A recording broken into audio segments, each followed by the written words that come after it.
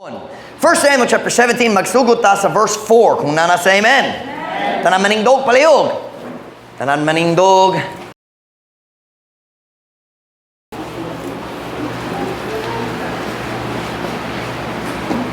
First Samuel chapter number 17. And nagsulay kong magpilit daan kinsa ang tao mutabang na kung sa mensahe kay kini nga mensahe na ituluka illustrations mga tao nga mutabang na ko. Gillette nagpilit ni Caleb. And 1 Samuel chapter 17 verse 4. And there went out a champion out of the camp of the Philistines named Goliath of Gath, whose height was 6 cubits, excuse me, and a span. Og dihay migawas nga us kamayong laki sa gubat gikan sa kampo sa mga Filistihanon, kinganlan og Goliath sa Gath. Kang kinsang gitason unong ka maniko og usa ka dangaw. Nasab niyo ang pulong dangaw, di ba? Is that this? Dangaw. Ang maniko kini dere. Ang cubit gikan sa elbow ngadto sa tumoy sa tudlo kanang maniko. So dangaw, maniko. Verse 10, we're going to skip through the story. Tanawang verse 10. Siyempre, kini ang famous story kabay ni David og Goliath. 1 Samuel 17:10, kung nana sa amen. And the Philistines said, I defy the armies of Israel this day. Give me a man that we may fight together.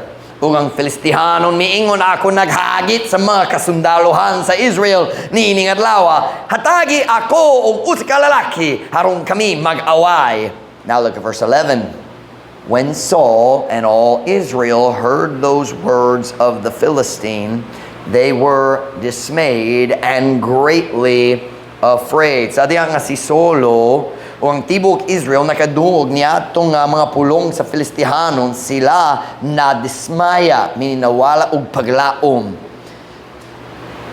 Nawala ang paglaom, Sila nadismaya og nahadlok sa hilabihan. Now skip down to verse 24. Maglaktaw-laktaw ta tungod sa time. 1 Samuel 17:24. Kung nana sa amen. And all the men of Israel, when they saw the man, nakikita ni Goliath, fled from him and were sore afraid. Ug ang tanan mga tao sa Israel, sa diha nga sila nakikita sa tao, mi kagyu, milayas, mi dagang palayo, mi kagyu, gikan kaniya og nahadlok sa hilabihan. And now we come to verse 32. Lantawa ang verse 32. And David said to Saul, let no man's heart fail because of him. Thy servant will go and fight with this Philistine. O si David mingon ngadto ni Saulo, ayaw ito nga dunay kasing-kasing sa tao nga mapakyas tungod kaniya, tungod ni Goliath, ang imong sulugoon ako. Ang imong sulugoon moato og makigaway ni ining Filistihanon. I just looked over here and I looked down and I saw age and I realized he's never heard this message, and if he has, he certainly wouldn't remember it. He was only 1 year old when we moved here. And those were good days. Wa siya kabalo og istorya, mas nindo ang panahon.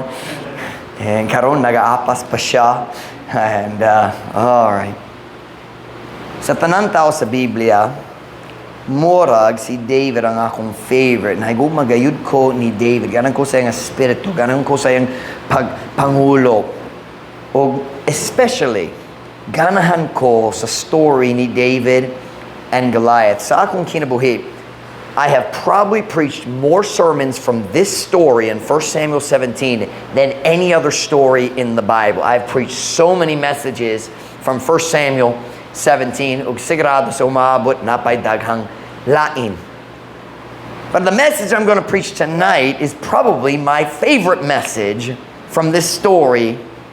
And the title of the message is this: The Problem, the Solution, and the Bystanders. Ang problema, ang kasulbaran, ug ang mga tigbantay. I forgot, I actually made the title of the Visayan. Ang problema, ang kasulbaran, ug ang mga tigbantay. Magampo na ta? Dayon ko mo makalingkod para sa mensahe karon hapon. Dear Father, would you meet with us tonight? Would you fill me with your Spirit as I preach? Thank you for every person who's here. Lord, I pray, God, you'd strengthen and encourage our hearts for the battle that lies before us. I pray, God, you would strengthen us and give us a desire and a fiery determination to stand for right, to be a solution in this world of wickedness and darkness. Holy Spirit of God, fill me, please. Empower me, Lord. I love you. Pray in Jesus' name. Amen. Pwede ka mo lingkod. Nini nga storya, makitaan na to, tulog ka grupo sa tao. Tulog ka grupo lamang. And I think tinood gayud, magasulti ko ni ini, ang tanan tao nga nadari karon hapon, iya sa usa ni ining tulog ka grupo. Every person, matag tao naglingkod, ang pastor nagwali, matag tao nga nadari karon, iya sa usa ni ining tulog ka grupo. I'll go a step further. Ako nagituo nga matagtaw sa kalibutan. Iya sa usa ni ining tulo ka grupo. And what are the three groups? Ang problema, ang kasulbaran, o ang mga tigbantay. Kana ang tulo ka grupo, the problem, the solution, and the bystanders. So tonight, mag-start ta sa problema ni ini nga story. So I want to ask, kinsa man ang problema ni ining istorya ha karon hapon? Si Goliath manggod ang problema ni ini nga istorya. I need someone to represent Goliath tonight and be the problem in our church and in our city and in our world. Kinsa pwede mahimong problema? Romel, sakto gayon. Come on down, Dr. Romel. Akong higala. Ibilin sa imong phone. Makigaway ka ni David Dikmayo kung mabungkag imong cellphone. Ikaw ang problema. Tindog ra ka dere. Doesn't he look like a problem? Dili ba murag da akong problema? Now, kinsa man ang problema niini nga istorya? Si Goliath. Si Goliath, mura kitang tanan mo uyo nga si Goliath gayon, usa ka problema. Pero dali siya usa ka problema lang. Si Goliath usa ka higante. Dako gayon siya.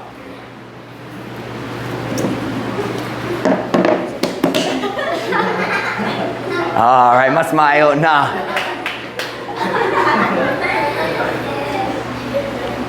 Ang Biblia nagiyon na to sa 1 Samuel 17:4. We read it a few minutes ago. And there went out a champion out of the camp of the Philistines named Goliath of Gath, whose height was 6 cubits and a span. Kang kintang gitas unum ka maniko og usa ka dangaw. I measured that out. That's close to 3 meters tall. Kini nga ceiling diri gikan diri nga to sa kasami 9 feet. So mas taas gikan sa floor syempre. 9 feet. Goliath was probably more than 9 feet tall. Kung si Goliath nagsulod dire o mosaka sa steps, murag kinala magduko siya aron dali magbangga sa ang ulo sa ceiling dire. Kana ang kadako ni Goliath. So, si Goliath, dili usa ka problema lang. Siya usa ka dakong problema. Pero dili ka na ra. Ang Biblia nagiyon na to nga si Goliath, uska sundalo, gikan sa iyang pagkabatanon. I mean, karon hamtong na siya. Dili siya. Pero hamtong na siya. Pero nag-fighting siya, nakiguba, nagpatay, nakigaway. Sukat siyang pagkabatanon. Murag na siya'y daghang ulat sa iyang nawong. Murag ang iyang ilong nahiwi gyud. Murag na siya'y daghang pangag. You know what that tells me? Si Goliath, dili lang usa ka dakong problema. Siya usa ka dakong maud nga problema. Pero dili ka na ra. Aren't you glad gipili ka? May gani, nindot ni. Pero dili ka na ra. Ang Biblia nagingon kanato nga matagadlaw si Goliath minaog dito sa walog at tubangan sa kasundalohan sa Israel. Hug nagsagit siya nga na kanila, nagsinggit siya, hatagi ko! Hugot ka tao, aron makigaway mi. Kung siya, makapatay ka na ako, kami mahimong inyong mga sulugoon. Apan kung ako mupatay kaniya, kamo mahimong among sulugoon. Asa man ang lalaki makigaway na ako? Every day for 40 years, kanayang gisulti. 40 days, nasayip ko, 40 days, kanayang gisulti. Matagalaw! You know what that tells me? Si Goliath, dili lang uskadakong maot nga problema. Siya uskadakong maot sabaan nga problema. Pero dili ka na ra. Naghiskod na ko. 40 days kapin na sila dito sa kampo. Ug murag iyang mama wa mi kuyog. Murag wa siya naligo, dugay na. You know that tells me? That tells me si Goliath dili lang uskadakong maot sabaan nga problema. Si Goliath uskadakong maot sabaan nalimahon nga problema. And somebody needed to fix the problem. Kinahanglan uskataw nga mubaro gumusulti igot na nagpinuwag siya sa atong Diyos di ko mutuwa ka na magpadayon dire. So mubot ta sa atong sunod. I'll let you come down so you don't have to stand there the whole time. Pero dire gihapon ka. Kay basing unya lang kinahanglan magbinuwa ang gihapon. Piling na lang diyan. Karon mobot ta sa atong ikaduha nga grupo. The solution. Ang kasulbaran. Kinsa man ang kasulbaran ni ini nga istorya. Kinsa nag-ayo sa problema? Si David. Kinsa pwede mahimong David? Kinsa ang mayo? Dili kini ang mayong time mag-ampo or diretso pilion ka. Kinsa ang mayo nga David? Let's see here. Daghang options. Alright. Mr. Wang Shua. Alisa.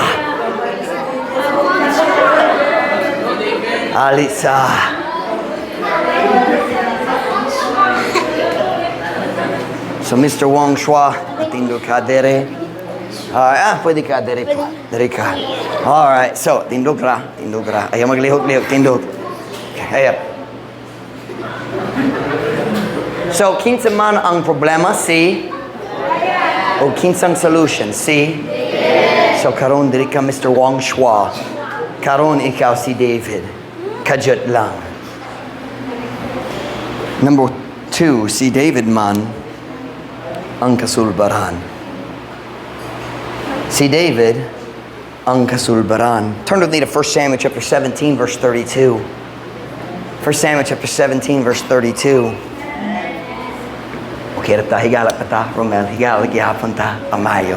Si kanang rasang gipili na ko ni Romel, kay buotan siya, dali masuko, kolma kayo. 1 Samuel 17:32. Kung nasa amen? And David said to Saul, let no man's heart fail because of him.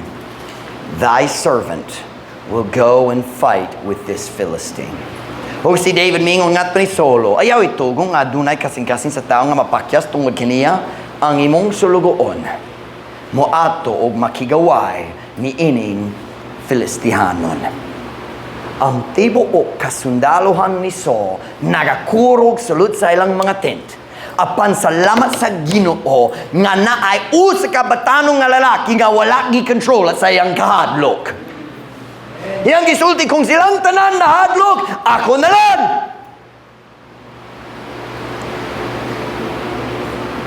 You listen to your pastor this afternoon. If you ever want to do anything for God, Kung ganahan ka maghimo sa bisan unsa lang sa Ginoo, you must overcome your fear. Kinahanglan gayud ka mobuntog sa imong kahadlok ug magdesisyon nga ikaw magkinabuhi pinaagi sa pagtuo. Bible says in 2 Timothy chapter 1 verse 7, for God hath not given us the spirit of fear, but of power and of love and of a sound mind. Kayang Diyos wala mihatag kanato sa espiritu sa kahadlok apan sa gahom og sa gugma og sa maayong panghunuhuna. You listen to me, samtang gi-control ka sa imong kahadlok dili sakto imong hunuhuna. Nalibog na ang imong hunuhuna, gi-control it sa imong kahadlok, and God said that I didn't give you that spirit. Naius ka kahadlok lamang nga maayo, kanang kahadlok sa Dios. Ang tanan laing kahadlok maggikan sa yawa.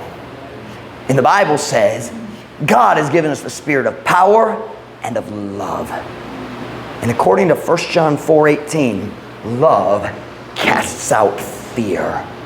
Paminaw, there is no fear in love, but perfect love casteth out fear, because fear hath torment. He that feareth is not made perfect in love. Walay kahadlok diha sa gugma, apan ang hingpit nga gugma nagahingilin sa kahadlok. Tungod kay ang kahadlok adunay kasakit, siya nga nagakahadlok wala nahimo nga hingpit diha sa gugma. Ganang ko ikaw mag-imagine sa uskamahan. Kana ko ikaw mag-imagine, sus ka amahan, naigugma siya sa iyang anak. Ug uskad lao, naikalayo, dito sa iyang balay. Ug siya, nahibalo, ako nanak, napa, sulod sa balay, akong nigawas na, ako nanak, wala nigawas. Natulo kayo, nahadlok siya sa kalayo. Pero kung nasa gugma sa iyang anak, mo sulod gyapon siya. Ang gugma mo, what's the word, hingilin? It's like magpadaplin, right? It's like to forcefully push away. Right? And that's hingilin. We defined hingilin. Do you remember that? It's like pahawa, pero isugman. Di ba? Ang iyang gugma, magpahawa sa iyang kahadlok. Tungod mas dako yung gugma niya ng anak kaysa iyang kahadlok sa kalayo. Di ba? Amen? Let me say today, kung naigugma gayud ka sa Diyos, ikaw mo buntog sa imong kahadlok kung musunod sa iyang kabubuton. Oh, I know. Usay mahadlokon gayud makahadlok gayud ang kabubuton sa Diyos. Sakto ba? Makahadlok. It's frightening to us. Makahadlok gayud ang kabubuton sa Diyos. But if I love God, I will overcome my fear. Kung ikaw naigugma sa tao, ikaw mo buntog sa imong kahadlok aron makatabang ka kanila. Si David naigugma sa iyang Diyos. Si David naigugma sa iyang nasod. And he said, kung walay lain mo barog, ako na lang. Kanatong gikinahanglan karon diri sa Dapitan City. Kinahanglan ta sa mga lalaki nga mobuntog sa ilang kahadlok og mobarog alang ni Jesus. She say, Pastor Mike, nga naman, mga lalaki, what about the ladies? You listen to me. Kung ang mga lalaki mobarog na, ang mga babae mo sunod. We live in a world na daghang problema diri sa kalibutan, daghang salad, daghang kasakitan. But thank God, napay pipila nga tao nga ready na sila mobuntog sa ilang kahadlok ug mahimong solution sa mga problema nining kalibutan. Ready na mobuntog sa kahadlok aron makasunod sa iyang kabubuton sa Dios ug mag-ayo sa mga problema nining kalibutan. Pero dili ang tanan tao, watch me now, dili ang tanan tao ready na nga mahimong kasulbaran sa mga problema nining kalibutan. O kana manggura nga atong ikatulog ng grupo, karon sila ang mga tigbantay. The bystanders. Una, natay ang problema. Kinsa ang problema? Og nay ang what? Ang kasulbaran, solution, o kinsa man ka na? Si David. Kinsa man, watch me now, kinsa man ang mga bystanders. Kinsa man ang mga tigbantay, kabalo sila kabahin sa problema, pero wala sila ay buhat kabahin sa problema.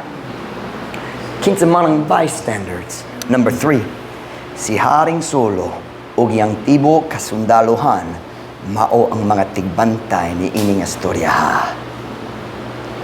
Kinsa makatabang nako, mahimong mga tigbantay ni ining kalibutan. Michael Morrissey, alisa.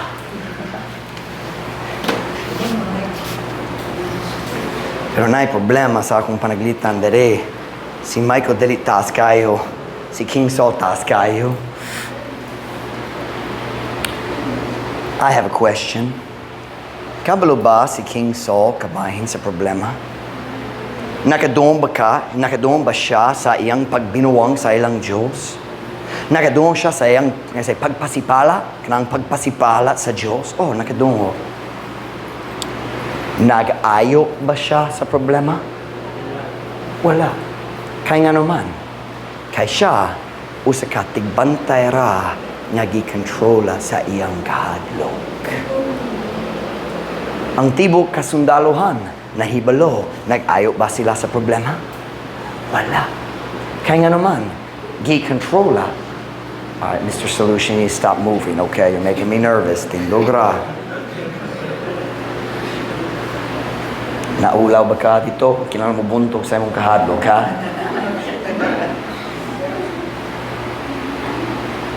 Watch me now. Dili ko mag-focus sa Tibok Army. Karon hapon, mag-focus lang ko ni King Saul. Nagdaghang tigbantay. But Saul was the biggest man in the kingdom. The Bible says head and shoulders. You see how akong shoulder mas taas kay ni Michael? Si King Saul, he was like that above all the men in the kingdom. So, ang next man, ang pinakataas after King Saul, only came up to here on King Saul. He was big. Kung naibis ang king sa saging harian, if there was anyone in the kingdom who should fight Goliath, it's Saul. Siya ang hari man. Siya dako kayo. Pero siya, usa ka tigbantay lang. Gikontrola sa iyang kahadlok. Now, wait a minute. He wasn't part of the problem. Wala siya nag-appeal. Wala siya nagtabang naghimo sa problema. Pero what siya buha sa pag-ayo sa problema. Dili siya problem, pero dili pud siya solution. Kaya siya usa ka tigbantay. Tigbantay lang. And let me show you what King Saul, the bystander, said to David, the solution. Naay problema. Kinahanglan ng tao magatiman niya na. Si David naging ako na lang. Pero unsa gisulti ni King Saul ang tigbantay. Ngato ni David ang kasulbaran. Look with me at verse 33. We haven't read this yet. 1 Samuel 17 verse 33. Tanawa ang gisulti sa tigbantay ngato sa kasulbaran. 1 Samuel chapter 17 and verse 33. 1 Samuel chapter 17 and verse 33. Kung nanasa, amen? And Saul said to David, Thou art not able to go against this Philistine to fight with him, for thou art but a youth, and he a man of war from his youth. O si Saul miingon ngato ni David, ikaw dili makahimo pag-adto batok nining Filistihanon aron sa pagpaghigawaib kaniya, kay ikaw usa lamang kabatanon, ug siya uska tao sa guba sukad sa iyang pagkabatanon. What did Saul the bystander say to David, the solution? You can't do it. Di kaya nimo. Mapakyas ka. Mamatay gayud ka. Di kaya nimo. Now listen to your pastor tonight. Let me tell you something. As soon as you decide to step out on faith, overcome your fear, and become a solution to the problems in this wicked world. Sa diha-diha nga ikaw mag-decision nga magsunod sa magkinabuhi ko pinagi sa pagtuo. I'll step out on faith. Magbuntog ko sa akong kahadlok. O ga, kumahimong us ka kasulbaran nining kalibutana. As soon as you surrender to preach. Sa diya, ikaw mag-decision na ako magwali. Let me tell you something. Preachers are the most important solutions in our world today. As soon as you decide, ako mo appeal sa TBBI. As soon as you decide to break your old habit, magputol ko sa akong daan na naroon, makasunod ko ni Kristo, mahimong ko kasulbaran ni kalibutan na. As soon as you decide to walk like a Christian, talk like a Christian, dress like a Christian, you decide to do right. I will live by faith. I will not be controlled by my fear. Sa diha-diha nga ikaw, magparog na. Kung mag-decision nga mahimong kang uska, kasulbaran nining daw nga kalibutan. Diretso. Mubarog na ang kasundaluhan sa mga tigbantay ug silang tanan na ay pareho nga ikasultingan ha kanimo. Ikaw mo lagad sa Ginoo? Ikaw ba? Di kaya nimo? Tanaw ang imong kaagi. Tanaw ang imong kaluyahon. Ikaw ba? Mapakyas kyud ka? Di kaya nimo? Di kaya nimo? You've heard that, haven't you? Ako musunod sa Ginoo. Di ka. Ikaw ba?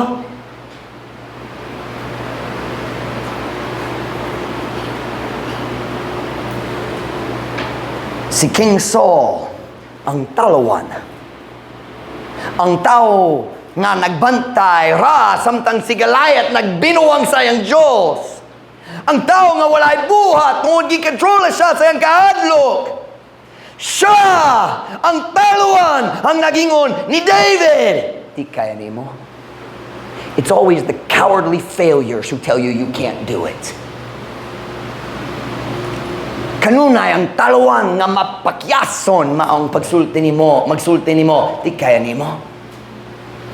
Di kaya nimo? Kanaan ko musulti kaninyo karon hapon. You listen to your pastors tonight.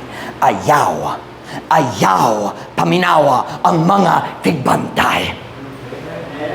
Ayaw paminaw ang mga taong way buhat. Ayaw paminaw ang mga way pulos nga tao nga wag gayon naghimo sa bisan unsa lang sa Ginoo. Ngano man ikaw maminaw sa mga mapakyason.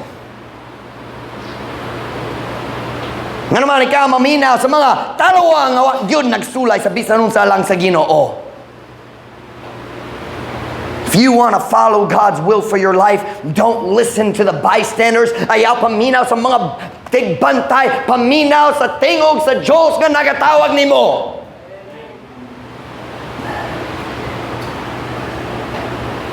But Pastor Mike, wako sure nga ako makahimo sa butang nga ang Diyos nagplano para kanako. Di ko sure nga kaya na ako. Ang Diyos, kabalo ko ang Diyos nagtawag kanako, pero di ko sure nga kaya na ako.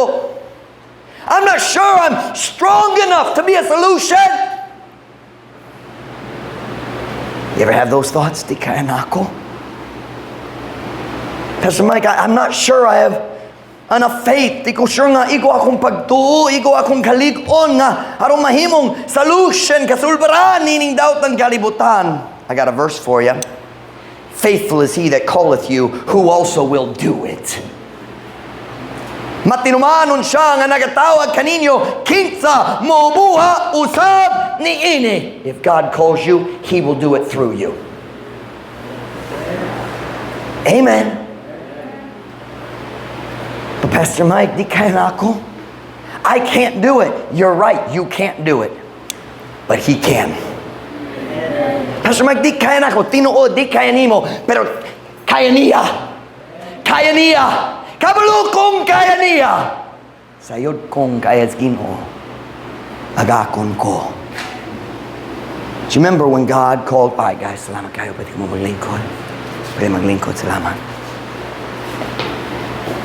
Hinumdum ba ka sa diya ang Diyos? Nagtawag ni Moses sa pag-lead sa katawhan sa Israel gawa sa Ehipto. Nainumdum mo niya ng story? Nainumdum ba? Nainumdum ba? Si Moses naging, di kaya na ako. Dali sila mo sunod na ako. Dali sila mo tuon ako. And what did God say? Exodus 3 verse 12. Can you look at it? Would you look at it please with me? Exodus 3 verse 12. Unsa gisulti sa Ginoo sa diha si Moses naging di kaya na ako. Si Moses na dagang alibay, dagang rason dili siya makasunod sa Ginoo. Ug tanaw ang tubag sa Ginoo. Exodus 3 verse 12. Hunana say amen. And he said, this is God, certainly I will be with thee. Ug siya miingon, ako sapagkat tinuod magauban kanimo. Ang Diyos wala na giyon, oh Moses, kaya nimo? Likon ka, kuskan ka, bright kayo ka, nakaidaghang talento. Talento, di ba? What siya na giyon niya na?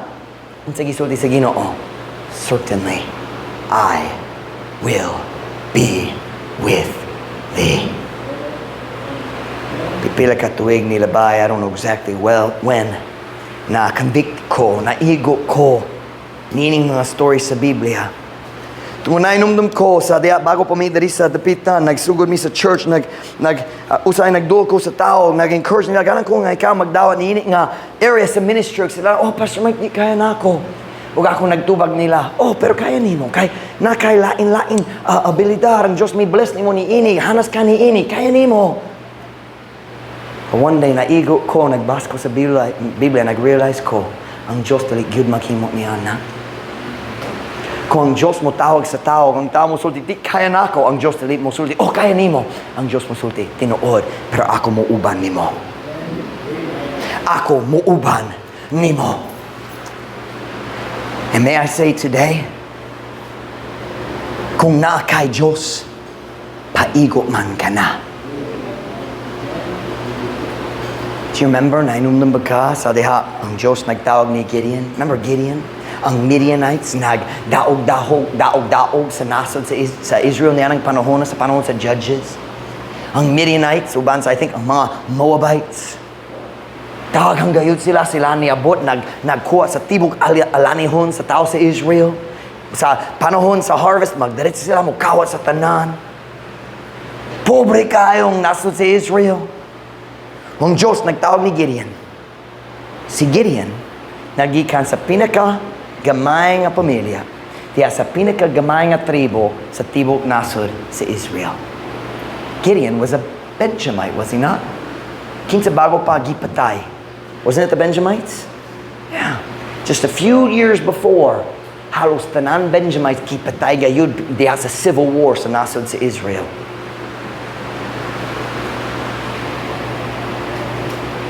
And si Gideon, siya katalawan. Dili siya sundalo, nagtago siya, nagsulay siya, nag-atiman sa grain diha sa lugar. I don't know how to say it in Visayas, but he was, what do you call it? Sifting wheat, Ruth? Was he sifting wheat? I forget that word, but what do you call that? Like ana aron malupad ang taho, threshing wheat. I'm thinking in two languages and it's not working. He's threshing wheat dito sa walog. Walay hangin dito sa walog. Pero nagtago siya, tungod nahadlok siya sa mga Midianites.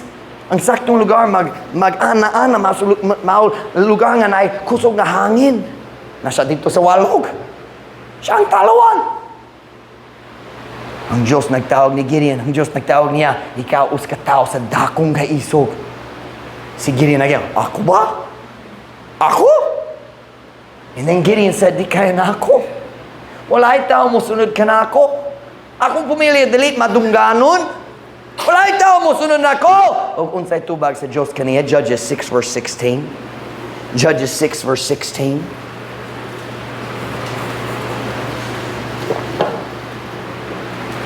Judges 6 verse 16.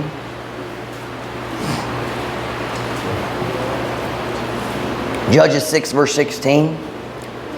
Kung nasa amen? And the Lord said unto him, surely I will be with thee.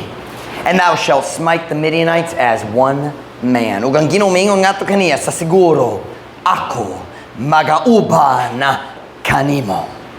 Di kaya na ako, pero ako magauban kanimo. Maluyahon ko, pero ako magauban kanimo. O ikaw mo hampak sa mga Midianhon, ingon sa usa ka tawo. I'm just saying today, if you have God, that's enough. Kung nakay Diyos, paigo man ka na. Sa iba, Pastor Mike, di ko kuskan. Ang Diyos, dali kinahanglan sa imong kusog. Paigo man ang iyang kusog. Wa siya'y kulang. But Pastor Mike, I can't do it. I'm weak. And His strength is made perfect in our weakness. Ang iyang kusog mahingpit kung kita maluyahon. What does that mean? Ang Diyos makapasika sa iyang kusog kung kita maluyahon gayod. Pastor Mike, I lost my place in my outline. Asa the pico, here we go. Pastor Mike, di ko break kaayo. I'm not smart. Ang Diyos dali kinahanglan sa imong pagka-break. Paigo man ang iya ha. And the Bible tells us that God has chosen the foolish things of this world to confound the mighty. The word foolish there doesn't mean kabuwang sama niya na sa book of Proverbs. It means ang mga butang nga, dili bright kayo.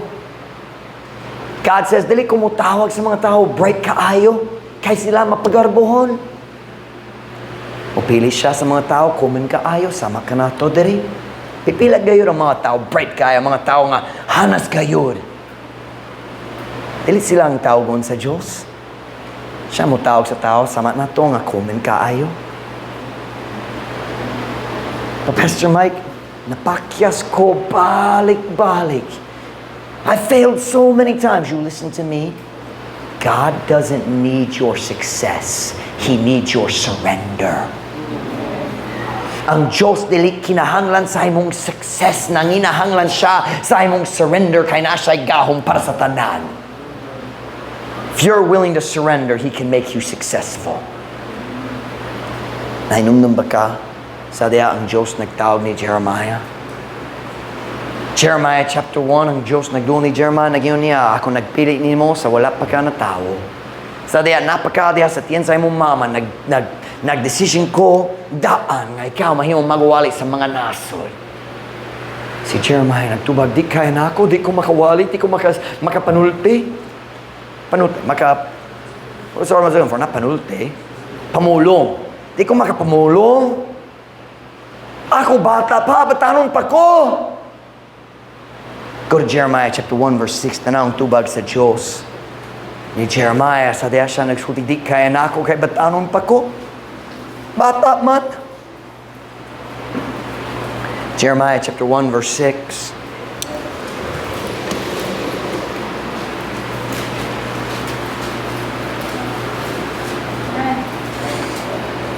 Jeremiah chapter 1 verse 6. Kunana say amen? Then said I, Lord God, behold, I cannot speak, for I am a child. But the Lord said unto me, say not, I am a child, for thou shalt go to all that I shall send thee. And whatsoever I command thee, thou shalt speak. Be not afraid of their faces, for I am with thee. I am with thee to deliver thee, saith the Lord. Unya ako miingon, Ginoo nga Diyos. Tanawa, ako dali makahimo sa pagsulti, kaya ako us kabata. Apan ang Ginoo miingon nganhi kanako, ayaw pagsulti, ako us kabata. Kay ikaw mo ato sa tanan nga ako mo padala kanimo. Og bisan unsa nga akong isugod kanimo, imong isulti. Ayaw kahadlok sa ilang mga nawong, kay ako uban kanimo aron sa pagpalingkawas kanimo. Nagingon ang Ginoo. Si Jeremiah nagingon, batanon pa ko, di kaya na akong. God said, ako mo uban kanimo. Kung sa magpugong natogi kan sa pagsunod sa kababuton sa Diyos, kahadlok. Nga naman daghang tao mahimong tigbantay. Kahadlok. Di kaya na ako. Ang Diyos di gyud mo sulti. O kaya nimo. Kanunay pariyo ang tubag. O tinuod. Pero ako magauban kanimo. Sa diya bata pa ko, akong mama nagturo na to sa nindong scripture song. For God hath not given us the spirit of fear, but of power and of love and of a sound mind. For God hath not given us the spirit of fear, but of power and of love and of a sound mind. Karong gabi ang mensahe, simple kayo. Kung Diyos nagatawag kanimo nga mahimong kasulbaran ning kalibutan na, ayaw paminawa ang mga tigbantay na wag gyud naghimo sa bisan unsa lang sa Ginoo. Ayaw paminawa ang mga mapakyason. It's funny how si King Saul, di ko makigaway niya. Si David naging, ako na lang, ako makigaway niya. Si King Saul nagsilbi, ayaw lang, di kaya nimo. Ako nagpatay sa lion, ako nagpatay sa bear. Kung ang Diyos mo tabang nako batok niini nga, dako ang Filistihano, di ko mahadlong niya. Ang Diyos magatiman po niini. And si King Saul ang bystander. Di siya ganang makigaway ni Goliath, pero siya musul, sige, pwede ka makigaway niya, pero kinahanglan ka musuot sa akong armas. Di siya ganan maghimo niya na, pero ganan siya magsugo kaniya. Kana ang batasan sa mga tao, di ba? Oh, musunod ka sa Ginoo. Okay, nako'y tambag para nimo. Oh, shut up, kakabalo. Mga tigbantay, musulti nimo. Oh, sige, ganan ka musunod sa Ginoo. Pero kinahanglan ka maghimo, ini. Ayaw paminawa ang mga tigbantay. Pag paminawa ang tingog sa Diyos na nagatawag nimo. Unsi ang gisulti, sa siguro, ako nagauban kanimo. O kung nakay Diyos, kana lang imong gikinahanglan. He's enough. He's enough. Follow God's will. Walk by faith. Overcome your fear. And decide to be a solution in this wicked world. Well, Pastor Mike, di ko problema dere. Ako naluwas na, magsimba ko, pero kinahanglan ta sa mga kasulbaran. Dili mga bystanders. Tagang taon, naluwas na gayon, wag yun sila, wag gayoy. Buha lang sa Ginoo. Basing magsimba, di gyud magsangyaw, di gyud maghatag og track, dili maghatag sa ilang tithe, dili mo alaga, dili magdapit sa uban. Why buha? Tigbantay. Ang kalibutan padulong sa impyerno, ako nagabantay ra. Oh, nailain, impyerno na. Oh, padulong lain, impyerno yan. Sayang. Nalipay kong naluwas, may gani, naluwas ko.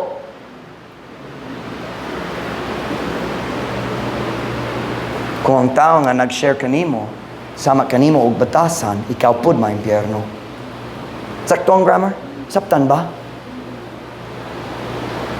Decide to be a solution. Himo ang decision nga mabuntog ka sa imong kahadlok, and himo ang decision, dili ka maminaw sa mga tigbantay. Dili ka maminaw sa mga tigbantay. Paminaw ang Diyos. Paminaw ang tingog sa Diyos na nagatawag kanimo og siya mo uban nimo. I'd rather have God's help than King Saul's help. Here, wear my armor. Clunk, clunk, clunk. Good luck. I'd rather have my sling and God than all of Saul's armor and advice. Ang tibok kalibutan na itambag para nimo, bisan ang palahubog.